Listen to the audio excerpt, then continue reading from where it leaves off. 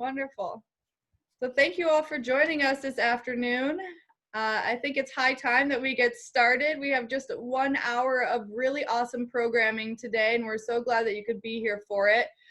You are here in the webinar, The Cleanest Commute, where we're going to be talking about teleworking, what's worked, what we've learned, and why we might think about keeping what's worked for the future, even when we have the choice to go back to the office. And some of the benefits that we've seen come out of this time of adjustment and working from home. We do have a keynote speaker with us, Sarah from TJPDC's RideShare.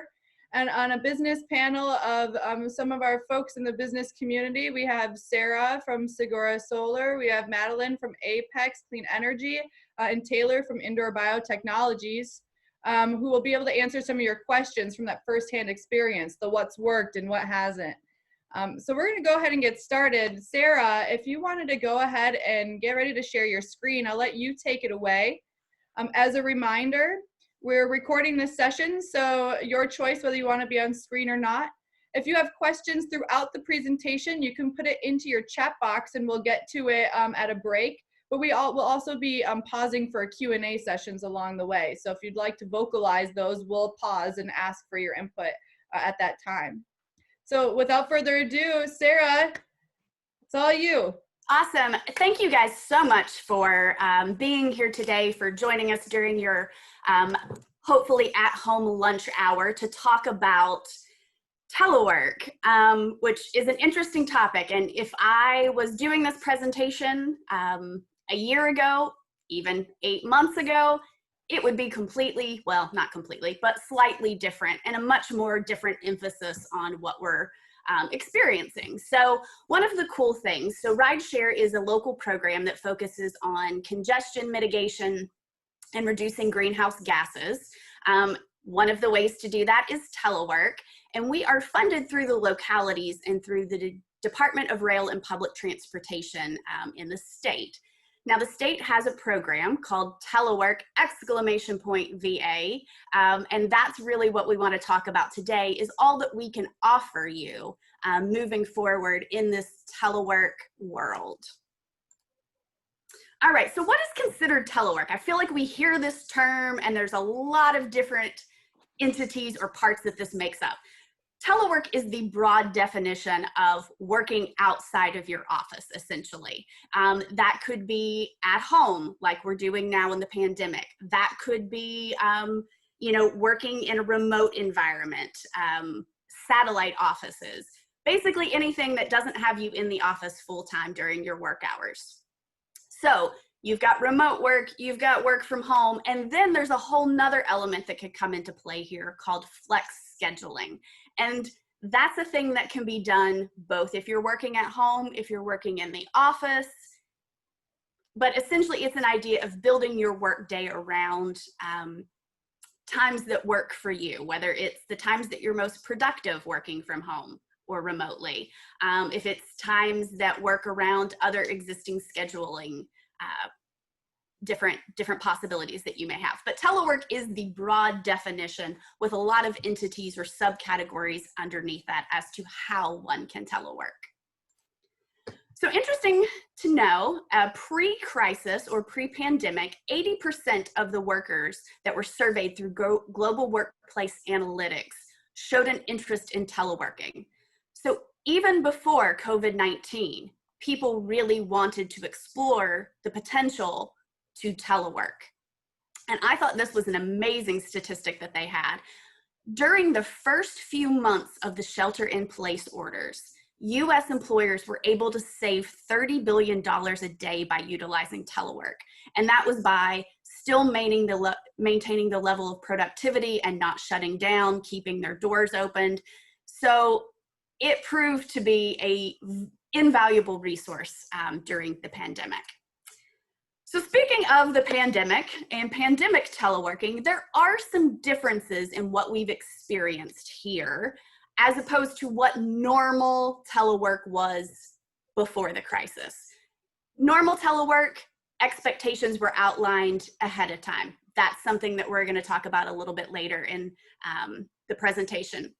The pandemic, it was an emergency change where we all pivoted to figure out what can we do, and thank goodness it was there. In normal telework situations, most employees average 1 to 2 days a week. So it's not a full-time thing.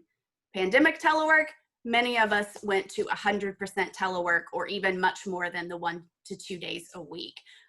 It was a huge difference in shift. Normal telework, it would be evaluated whether the position and the employee was conducive to a telework environment.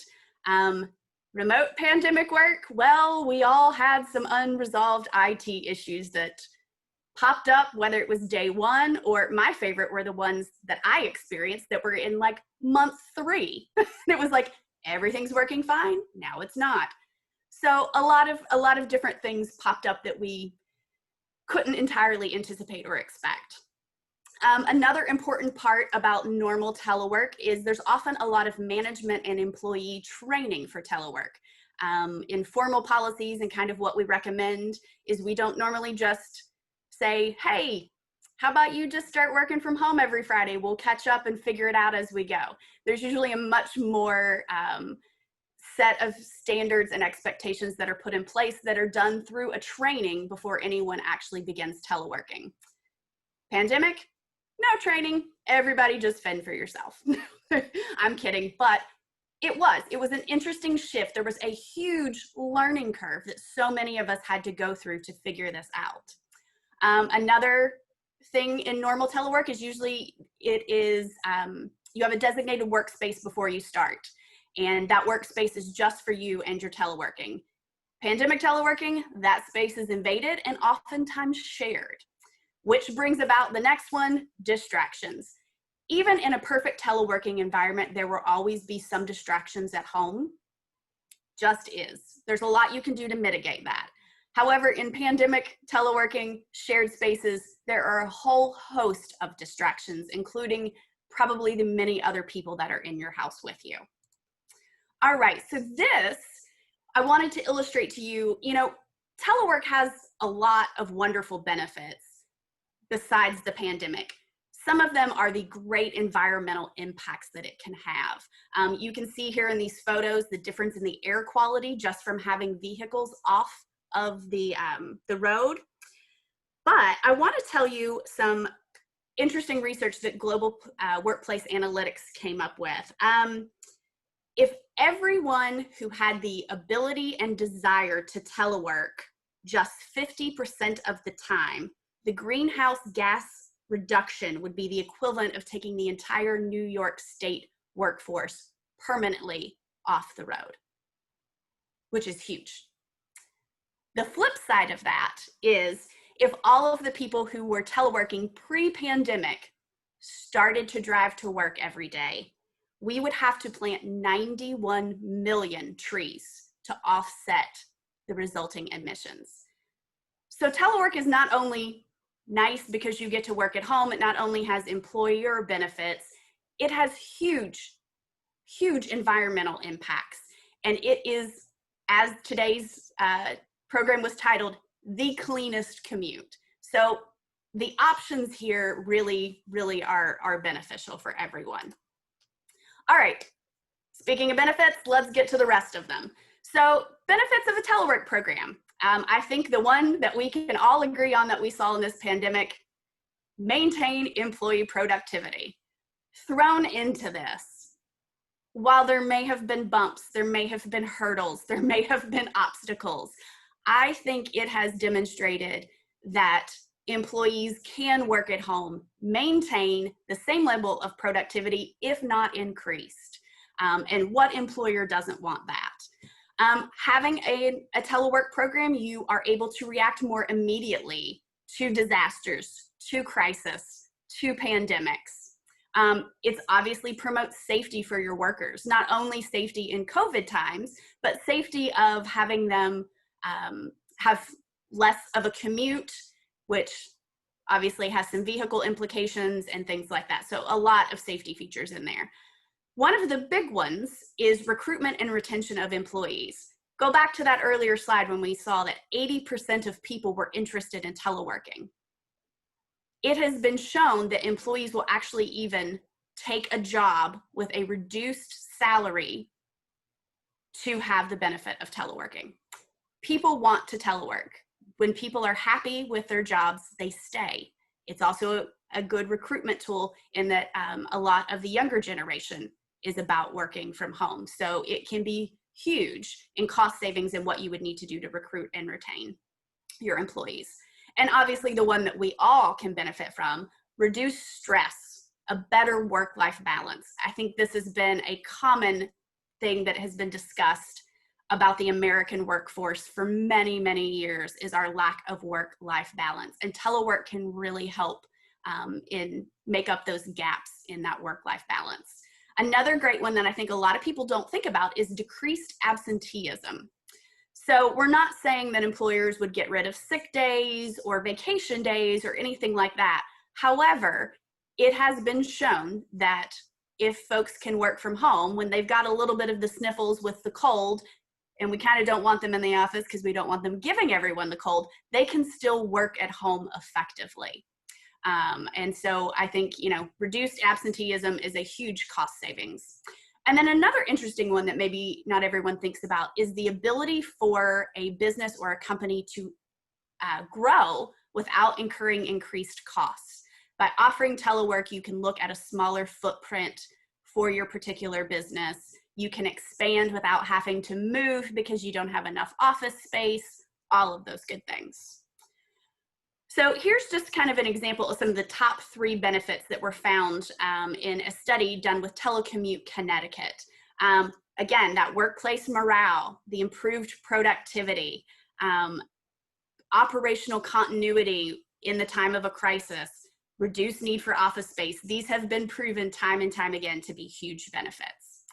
All right, so you're teleworking because it's a pandemic. You want to continue to telework or offer telework. The most important thing that I could recommend doing is coming up with a formal telework policy. And why this can be so important is it helps set the expectations for both the employees and management. You can come up with a schedule with what goals, what results you're looking for, and all of that is listed up front, which makes everything kind of sail a lot smoother with the continuity. You develop the guidelines. So you figure out how often folks are going to telework, what systems they're going to use, what part of their job is going to be in the telework, what part do you need them to come in for. Creating clear communication channels is probably one of the biggest struggles and the most important things that one can do in a telework situation. We'll talk about some of those tools for that as well. But if people aren't communicating, the work doesn't get done to the best of its ability. And then another big one is determining what employees and positions are a best fit for telework. Not every position, not every job can be telework. So figuring that out and setting that in your formal policy makes it very clear to all the employees as to who has those opportunities and, more importantly, why. All right, so telework tools. This was kind of a fun part of this.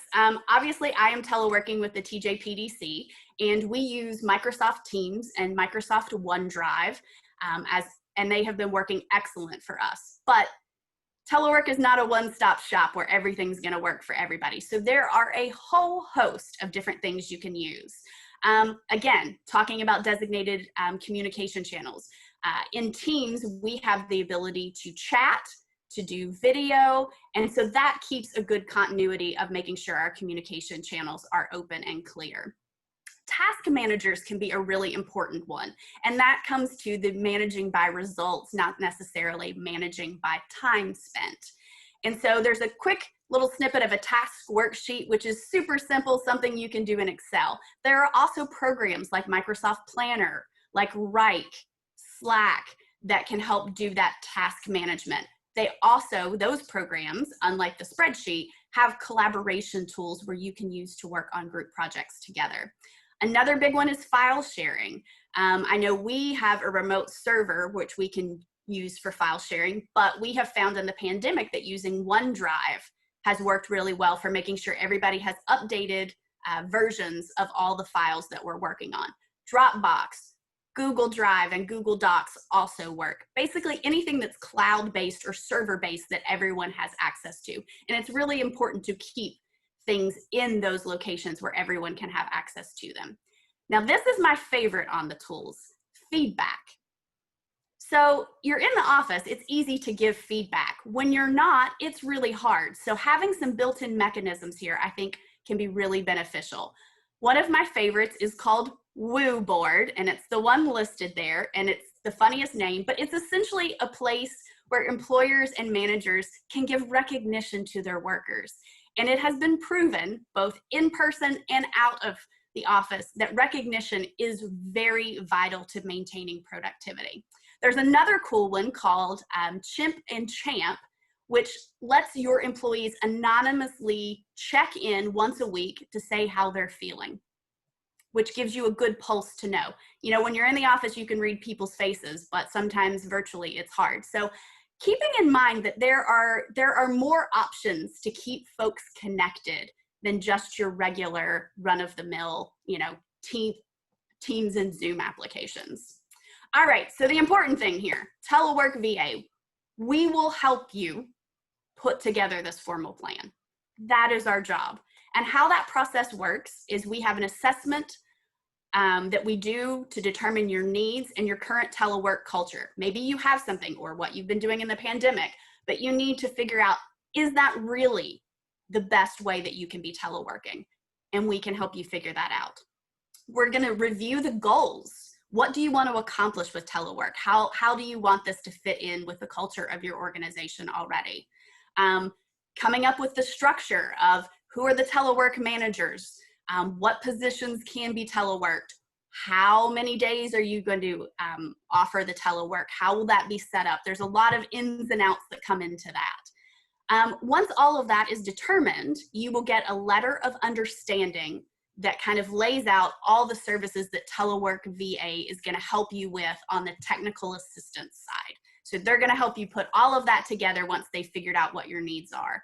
Then they're going to provide those services for free, which is pretty awesome. Can't argue with free.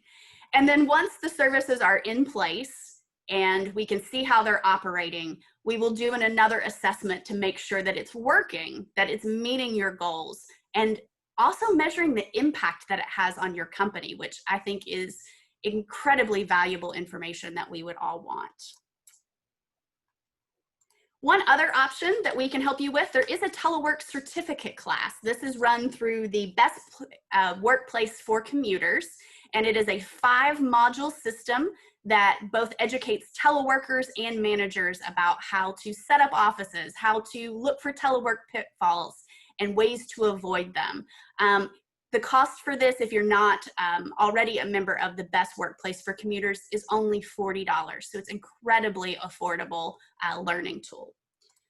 And last but not least, just a reminder, RideShare, I feel like, you know, does a lot of different things that folks aren't aware of. One of them, pre-pandemic, was probably this help with telework. We have a lovely app that you can download on your phone, and you can track all of your shared rides and all of your telecommutes to earn rewards that you can cash in for gift certificates and coupons. And it's super simple, especially the teleworking thing. You can set up a calendar to where you have all of your reoccurring telework days on there. This is kind of an example of what the app looks like, and you can find the link to that from our website, rideshareinfo.org. And then last but not least, I just thought this might be an interesting thing that you guys could see. You can go again to rideshareinfo.org, go to the app and get this information. But this is some of the data that we have collected since we started this app, which was in April of 2019. So it's been just a little over a year and a half. But as you can see, we have had already over 2,000 telecommutes logged in this app. So again, just another clear way to see that this is being used, that this is working for folks. I love that it also calculates the transit rides. It tells you how many tons of admissions have been prevented, which is 188, in case you wanted to know. How many calories burned from all the folks that are walking. I think it has a whole host of information, and this is updated through our app all the time. So that's really all of the overview I wanted to provide. Again, RideShare, Telework VA, we are here to help you move telework forward for your organization in the future. all you have to do is contact us. Thank you. Thank you so much, Sarah. I'm loving seeing all what telework can offer. And I wanted to open it up to everybody here to ask Sarah any questions that might immediately come to your mind. If anyone has a question for Sarah, this is a good time. Hey, Robin. Hey, Sarah, first of all, this is only like 5 months into this or whatever. This is crazy organized. And also, who did that? Who were the programmers? Did you have a company and like who was thinking of all these issues and then put it all together so fast? I mean, most businesses don't come up with all these issues and then in a context and be able to actually organize it for you all to communicate. Nobody does that in 5 months. Well, How do you do this? The beautiful thing is it didn't happen in just 5 months. Telework VA has actually been around since 2001. Now, it has had to evolve over time. They've had to kind of go back and think from scratch during this pandemic of how can we better utilize, how can we make the services that we offer better for employers and organizations. So it's a joint effort that comes from the state all the way down. Very good. Thank you. Other questions for Sarah? Great.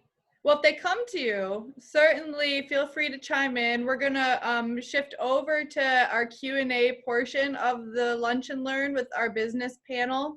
So this will be a great time for you to put any questions in the chat box or go ahead and chime in if you'd like. First off, if you missed the introduction, I want to just reintroduce. We have Taylor Cope from Indoor Biotechnologies, Sarah Narette from Segura Solar, and Madeline Ray from Apex Clean Energy with us on the panel. I have asked these 3 panelists to join us because I have had conversations with these folks about how their organization has made adjustments to the pandemic, teleworking, and maybe how they were doing telework before. And I think these 3 folks are gonna have some great experiences to share with you, and maybe you can take something home with you, or rather back to your organization, to talk about maybe ways you can also use some of their troubleshooting in your own experience. So with that being said, I'd like to turn it over to our panelists, just maybe to introduce yourselves and begin with our first question, which is to tell us one thing that is working well for you and your team with teleworking that you think other businesses could benefit from. And I think I would like to start, let's go ahead and start. Madeline, you're right next to me on the screen. So let's start with you. Dang it, I was hoping I would not be first. Hi, everyone. I'm Madeline Ray. I am the Corporate Sustainability Manager at Apex Clean Energy. And something that we have found that has really helped with teleworking and really making that pivot so quickly was Teams, Microsoft Teams. So like Sarah mentioned on the call, it's been a great tool for communication within each team. And then if you have like a quick question for someone, you can just drop in on them with a call or chat. So that's been a real game changer, I think. Even before the pandemic, we had Teams and it was utilized, but I do not think to the full capacity that it is now. So that's been a really nice addition to our working culture. And then another thing that has really helped is honestly Apex management. I have to give them a huge shout out because they have always had a high level of respect for everyone and a trust that people are going to get their work done. And so that has really proven itself to be an incredible asset for a lot of employees during the COVID-19 pandemic, because there is just this understanding that, you know, they get it. They understand that everybody has a lot going on, and between homeschooling children and dealing with all sorts of various shifts and changes, there's not really a lot of demands on people. Like, you need to be online at 9 a.m. every day. You know, it's like, we know that there's a lot going on and you're going to get your work done. So that's been a really nice thing to have pre-pandemic and now in COVID-19 world. So Great. Yeah, thanks, Madeline. Thank you for being here and sharing that with us. I know each of you are going to have all sorts of great things to share. And I just wanted to highlight, it sounds like you're saying kind of the two big takeaways that might be helpful for other businesses is leveraging your existing tools like Teams to their fullest capacity. And then you also have some great management that has been helping you get this figured out as well. Yeah, I think it really boils down to, you know, trusting that you understand that your employees are doing their best and they want to continue to drive the business forward. And that requires a level of trust from management that, you know, just because someone has to be offline between 10 a.m. and 11 a.m. because their kid's in Zoom class, it's going to be okay. And thank you so much for having me too. Well, we're glad you're here. Let's moving right. It's perfect. You three panelists are just right next to each other on my gallery here. Taylor, you're next up. You want to introduce yourself and share with us one thing that's working well for you and your team that you think another organization or business could benefit from. Hey, I'm Taylor with Indoor Biotechnologies and the operations manager there. And we're coming out of kind of different space from this because we have a lab, people here, which cannot be done remotely. So we've had to do this kind of a backwards way, figure out how to get people into work. And early on, that was reducing numbers and scheduling. And really, I think what it's come down to is really being flexible and having empathy and being consistent with the way we run the business, and remembering that we're still humans and we still have life going on outside of this. And, you know, we've had people have, you know, funerals in their families and weddings. Our owner of our company's daughter got married. And so by trying to not restrict people and you know, obviously they have to be, you know, do what they're comfortable with and be smart. And so by allowing people to continue their lives, we've removed kind of any limits or restrictions on leave and sick days to allow people to just quarantine ahead of events, quarantine at home after they've been somewhere to see a family for something important like a funeral, you know, or if they've had a potential exposure, just basically not worry about that, you know, and that encourages a culture of being transparent and being, you know, not sick shaming people into feeling like they've done something wrong because they may be sick. And that's been, I think, really important for us as we've been basically having some number of staff in the buildings since, you know, March. This has not changed a lot of the things we've had to do here. As we're, you know, we're working on COVID proteins, T-cell test and development. We've been, you know, producing, you know, products related to the pandemic and trying to contribute and offer services and products for that. And so really thinking about our work family much more like our home family and the way we protect each other and follow procedures. And again, being transparent, saying, hey, this happened, my family member did that. And it's like, just stay home. It's fine. We'll work it out. And I think that's been a huge part of our success, being able to maintain our operations. Yeah.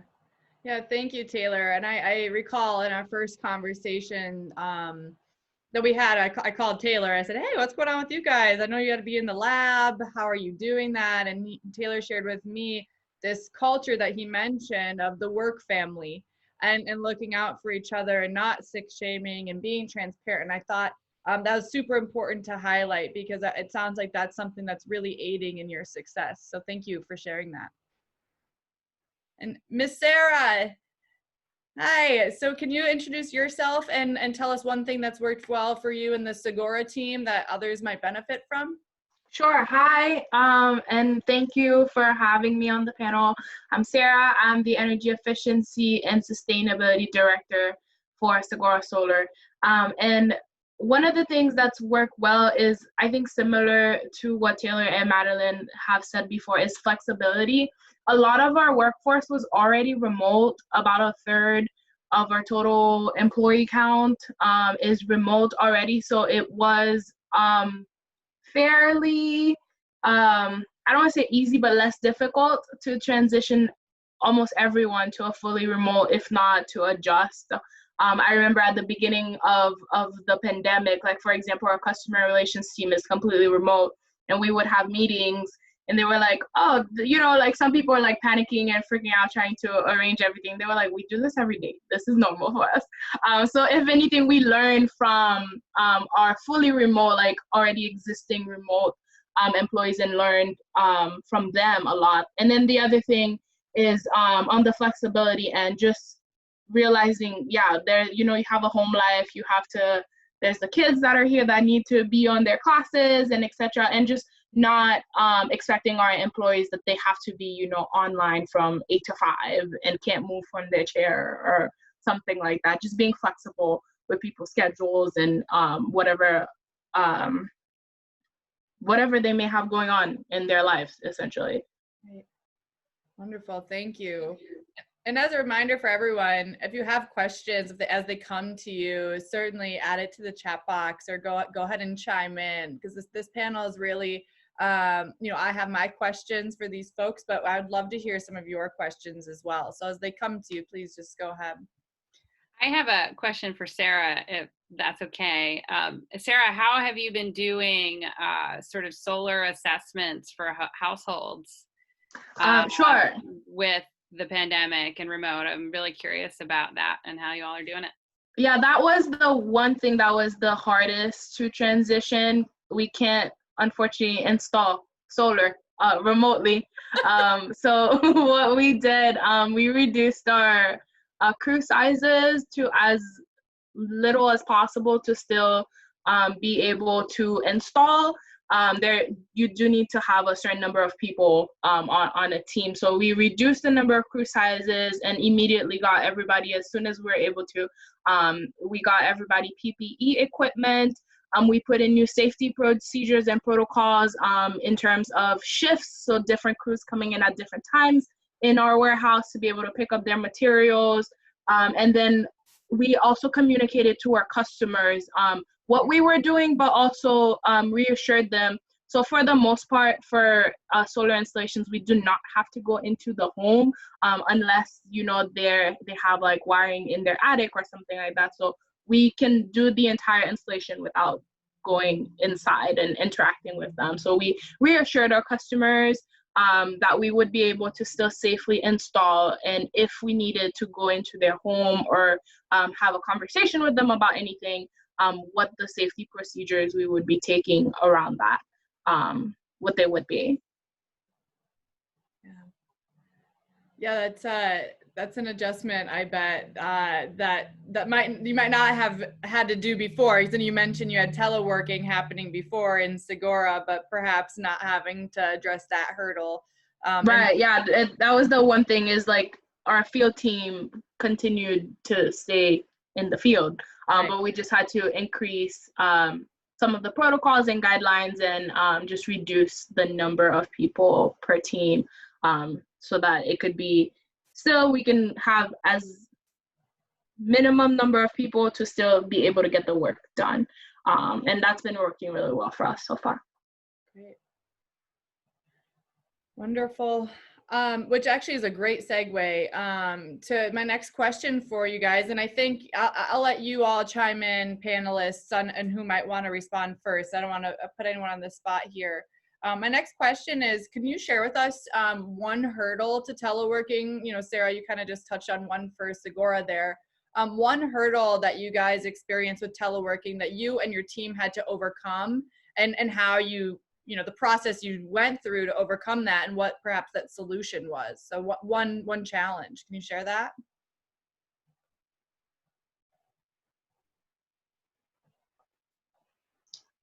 Happy to go.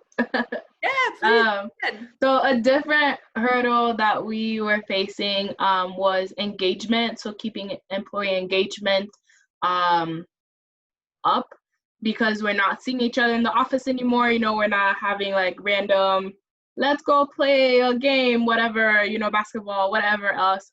So that was one of the things we struggled with, was keeping our workforce engaged, especially during the beginning, since it was such an emotional time for everyone, right? So just trying to keep people engaged as they were dealing with everything that was going on.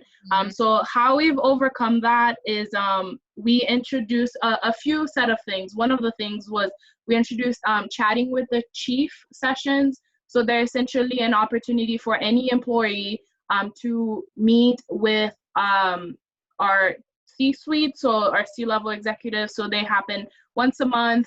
So for example, October, it'll be chatting with the chief, with our CEO, and any employee can sign up.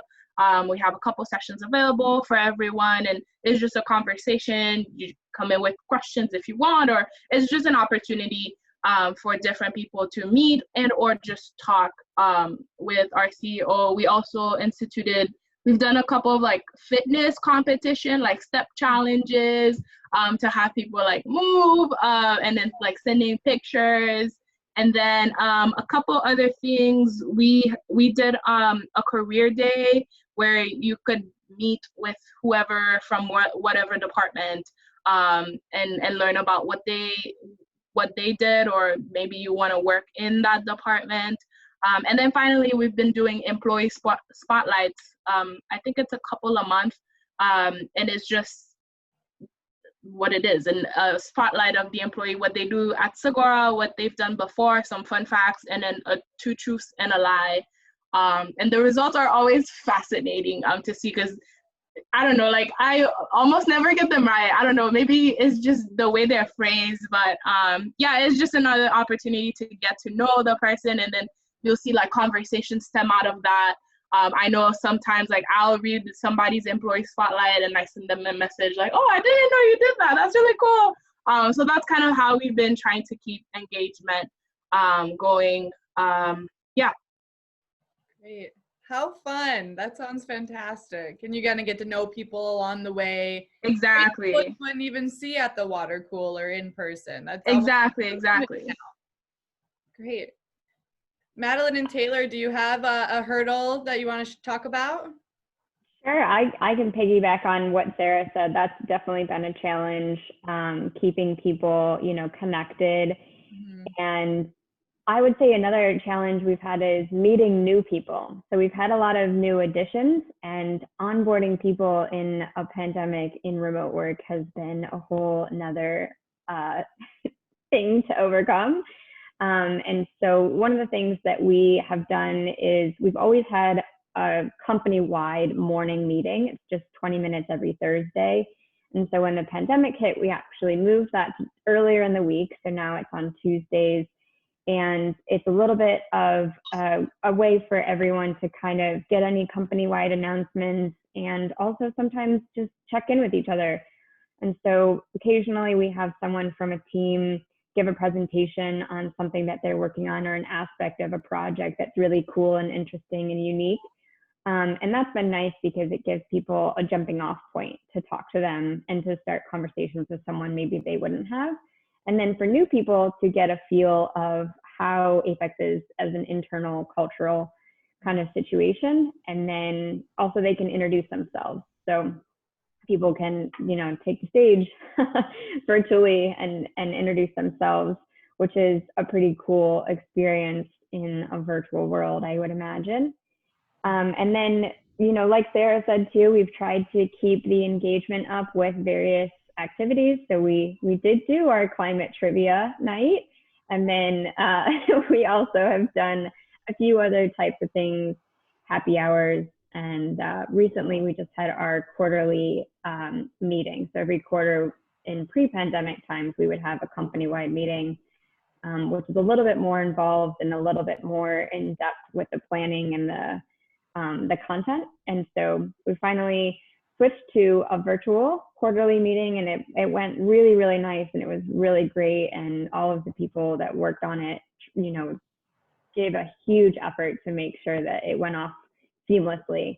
So that's definitely been a hurdle that I think we conquered. But it definitely forces you to kind of think about aspects of the business in day-to-day life before the pandemic that we didn't even consider pivoting until now. So it's been good.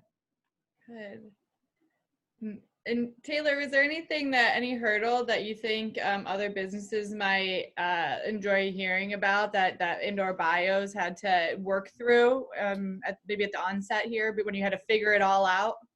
Yeah, I mean, again, we are having to find ways to have people at the office, right, and to be comfortable and confident. And everyone has different levels of risk tolerance or health issues to be concerned with, and not one solution fits for everybody, and to get the job done.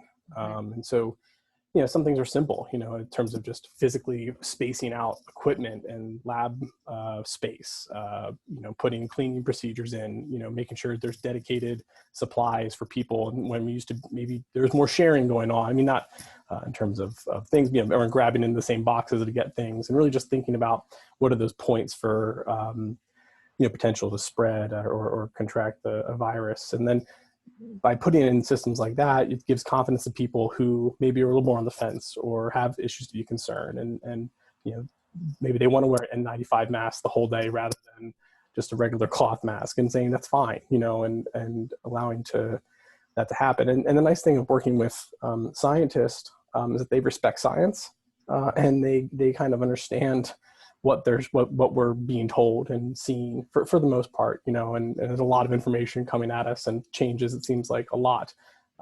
But just having a general respect for that, and being used to, clean procedures, PPE, doing things. So that's been an easy part of it, but it's getting the comfort level for everybody, Right. and making sure that, while some people, the total ends of the spectrum in terms of the way some people are not concerned maybe as much as they should be, and other people are really concerned.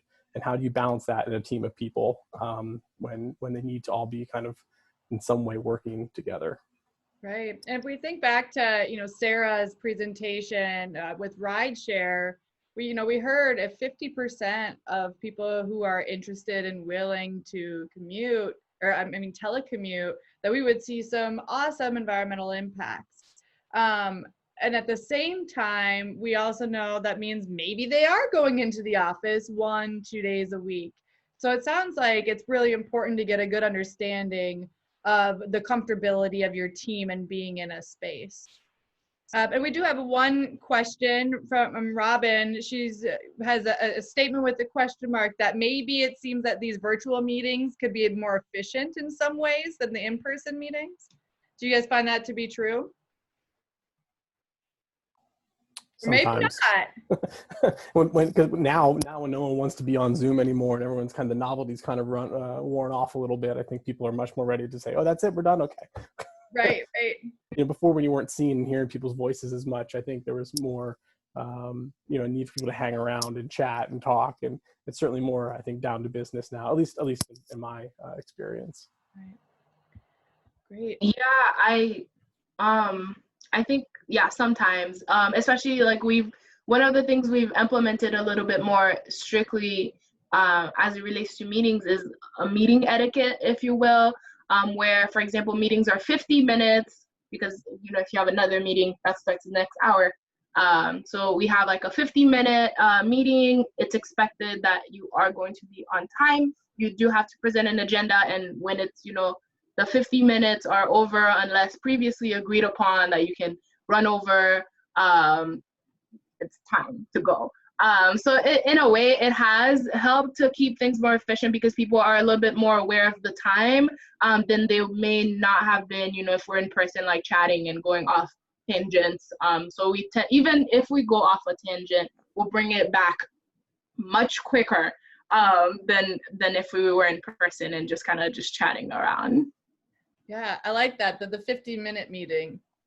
That's new. I haven't heard that. I think that's probably effective.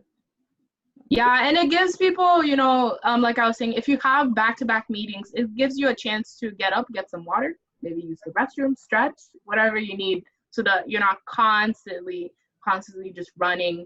And also, if a meeting is to go over, you still have some space. Right. Of flexibility, so that you're not running late to every single meeting after that first meeting. So we found that it's really helpful as long as people follow those procedures and rules. Yeah, I think another question I have for you all, kind of in that same vein, Sarah, about being efficient with your time in these meetings. I think pre-pandemic and even maybe at the beginning of all this telework, there seemed to be sort of this concern about a lack of productivity. And that was cited as a reason why many businesses were not allowing employees to telework. But now we are teleworking, we are working remotely, at least most of us. And I'm wondering, did your business do anything to address those concerns? Has there been anything put into place that eases those concerns, maybe with your management or in your own department teams? How have folks managed or eased the concerns about productivity? For us, I think we're fortunate that already had a culture that was more based on performance and results, rather than how much time you spent doing something or being present. For a lot of reasons, we had zero work from home culture, where a lot of our work actually can be done from home in terms of office work and sometimes people take things home, but really that was about, I think, the way we like working, which is communicating with each other, seeing each other, spontaneous interaction, dealing with issues quickly, customers, that was kind of what we were kind of built on. And because we have kind of a results-based outlook for our employees, it did make the transition much easier for our management and ownership to just kind of breathe a little bit and trust that our team could handle this, and allowing adults to be adults and manage their work and their lives and the balance between those two things. I think there were concerns because we hadn't done any of it before, and having to kind of transition to it quickly. I think there could have been issues if we did not have the kind of culture that we had already had in place. Great. One of the other, and feel free to kind of backpedal, Madeline and Sarah, if you wanted to respond to that. I want to toss out there, I think, an important question, and I'm looking at the time where we only really do have 10 minutes left, and I really want to hear from you about this last question that I have, and then maybe some of the folks in the room may have some other questions too, is, when it comes to the comfortability that we were discussing of employees maybe coming into the office sometimes or not, that comfortability or even employee preference and the confidence that they can have in doing the work that they need to do. When it comes to those employee preferences, what has your business done to receive feedback from your team about what's working and what's not? And how impactful has that been for you adjusting to challenges as they arise? I can start with this one. So early on, actually, we developed a poll system that we issued company-wide. And the idea was extremely quick. 3 questions should take you under a minute, just so people didn't feel overwhelmed like we were taking up all their time. And it ranged from more serious questions, like, how is this impacting your life and your schedule? And do you feel like you are more overwhelmed than before, or you have more time than before? To really frivolous questions like, what is your opinion on Tiger King? So there was a whole range there, but I felt like it was a really good way to gauge kind of the collective feelings that people were having, especially earlier on in the pandemic. I think now we have all kind of settled into more of a groove and are working and kind of chugging along and moving forward. And the office is open, actually. So people who feel like they want some space that's just quiet and that they can focus and they can get out of their house and change of scenery, it is open for them. And there's a lot of safety procedures involved in that process. And again, like what Taylor said, it's all about trusting your employees and what they need in order to function and be productive and excel and thrive in both their daily life and their work life. And so that's been a really nice thing. And that polling situation was really, really informative. And I think that from that, a lot of teams were able to manage themselves more as a team and as like a department rather than as like a whole company. So I think each manager took that feedback and then catered their responses to their team members, depending on how their team was responding or handling things or not handling things, and was able to kind of adjust from there.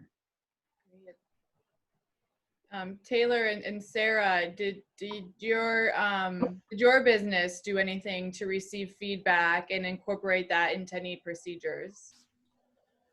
You know, at this point, we have not done anything formal like that. You know, I think we, again, have the way our company set up with different teams and leadership. Right. There's opportunity for that information to be, you know, work its way up if it needs to be re-elevated or be expressed in different team meetings without having necessarily to go to the president of the company to say, I'm worried about this. You know, there's good systems in place for getting that feedback and that communication. You know, in terms of like the confidence, you know, early March, we put together our own task force and wrote down, you know, policies and procedures, and we act really quickly in terms of how we were going to handle all these things. And, you know, since March, we've no employee or a family member of an employee has ever tested positive, including our team in the UK and India. You know, so that helps build confidence. It's not necessarily the end all be all, but it certainly, you know, helps us feel like what we're doing is working and it's effective. It does make it hard to change things, because as soon as you say, okay, well, we're not going to do this anymore, and then someone gets sick and you're like, oh, why do we do that? So I you know, it's something I think we probably will think about doing towards the end of the year here, with some of our other end of the year activities that we do in terms of assessing evaluations and goal setting and all that kind of stuff that we do. But yeah, and they're again, communication, I think with employees and asking if people are okay. You know, you guys mentioned about not being in the office together. It's very important to hear or see somebody's body language or feel what they're doing or how they're doing or how things are going in their personal lives. And it's really hard to get that when you're at home or crossing each other, you know, at off times here. So I'd recommend just to make sure if you're somebody in a company that's, you know, a management or admin kind of role, just make sure you're listening or setting up those listening sessions like was mentioned before. Yeah, thank you, Taylor. And we have one question as well. Sarah, or any of the panelists, Terry says that doing some brainstorming activities or thinking creatively and collaboratively as a group can be difficult or awkward in a virtual way. Do you have any tips or tricks for navigating that particular hurdle?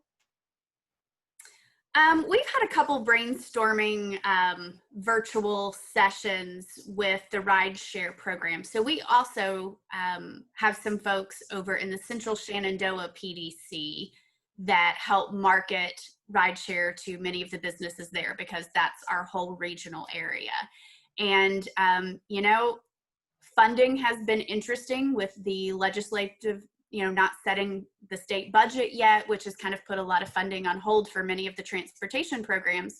So we did a lot of brainstorming around what can we do that doesn't cost any money? You know, what are effective ways we can do that? And we did brainstorming sessions through Zoom or team chats.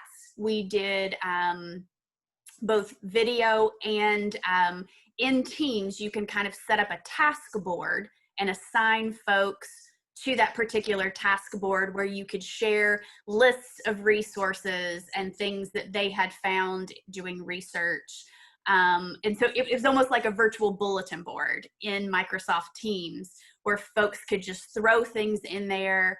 We would have a timeline of, you know, put all of your things in, then you'd have so much time to look over and evaluate them. And then we would do like a video call to talk about what we thought seemed really interesting, what we wanted to try to do and whatnot. And so that was a good way to do some brainstorming and collaboration.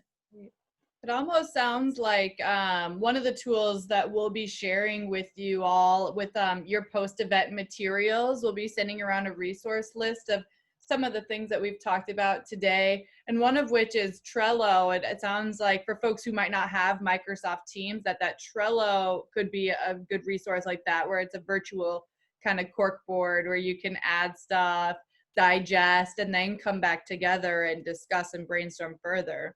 That's a great suggestion, Sarah. Great. We're rolling into the last 2 minutes of our lunch and learn, and I certainly have more questions for our panelists, but I want to leave time for you all to ask your important questions before I do. Does anyone have a question for any of the panelists or Sarah, who was our keynote speaker at the top of the hour? Okay. So I think with my last question time, is Andrea still with us on the line? Andrea, if you're able to, or I certainly can, if you're here, great.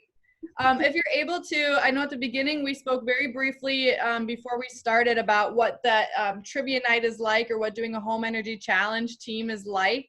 And so with our last little minute here, I want to hear from you. I want you to plug the home energy challenge, the trivia night, and how we might spark some camaraderie with our virtual teams. Yeah, sure thing. Sorry, I've had to change locations multiple No times. worries. That's what we're all about today. Mostly quiet space now. That's my personal challenge with teleworking. Yeah, so, you know, we all have some sort of carbon footprint, right? And it looks different for all of us. So what we try to stress with the residential program and the home energy challenge and even the trivia night is that, you know, there really is a way for all of us individually to impact our own carbon footprint, our local carbon emissions, and collectively when we do these things, it's actually quite impressive. And as we saw with just the RideShare app, right? What was that? 188 tons of carbon removed from all of these various activities. And that's, you know, just with the folks that are subscribed now. And I will be a subscriber later today. So it's great. It's awesome. So one of the things to know is, you know, how do you measure your impact, right? And so for those of us that are scientists or data oriented, you have to know where you're starting. And a major part of the home energy challenge is sort of assessing where you are now. And then you can find the appropriate solutions to reduce your carbon footprint. So if it's, you know, you're coming from Scottsville and driving into the city every day for work, telecommuting may be pretty high on your list. If you, you know, live in a 1920s home that hasn't had a lot of updates and the furnace is 30 years old, it might be energy efficiencies and maybe even electrifying, upgrading your system. So it's really, the whole thing is designed, first of all, to be fun, to be social, to connect with coworkers, neighbors, friends, and then to be able to really logically and orderly figure out what you can do to reduce your carbon footprint. So it doesn't seem overwhelming and it doesn't seem like too big of a thing to take on. And then you get to see the data behind it, right? Where you're starting and what impacts you have as you accomplish different things. So it's really, it's self-led, it's informative, it's fun, and it's really a nice organizational tool to tackle what can seem like a really big thing. Absolutely. And so if folks are interested in doing a trivia night or a home energy challenge team with their business or organization, they should get in touch with you. Yeah, absolutely. Yeah, we're doing our challenge this year a bit differently. We're really trying to be flexible with folks, you know, given all of our new and varied schedules. So, you know, it's a 6-week challenge. We start when you're ready. We do have some virtual power parties and trivias that we offer, but, you know, we keep them to an hour. And we really try to have some really focused support since you're at home and don't, you know, have a lot of resources at your disposal where you can just go and do things. So, yeah, and then you get to keep doing things throughout our season. And in June, we'll have a big party to celebrate, and hopefully we'll get to see each other in person. Wonderful. Yeah, thank you so much, Andrea, for plugging the challenge. I think it's worthwhile to keep teams together, and what a fun way to do that surrounding climate action. So you'll be getting the contact information for Andrea if you're interested in the Home Energy Challenge, as well as the contact information for Sarah from RideShare if you'd like the help from the TJPDC RideShare program and getting a formalized telework policy going in your organization. We'll pass that around for you in your post-event materials. And with that being said, we are over our hour time limit. And so I just want to wrap up by saying thank you so much to our speakers, our panelists, and for all of you for spending your lunch hour with us. And as always, please feel free to follow up with any questions that might be lingering in your mind later today or throughout the week. So with that, thank you all. I hope you have a wonderful afternoon, and we'll see you at the next Lunch and Learn next month. Thank you, Claire. Thank you. See you.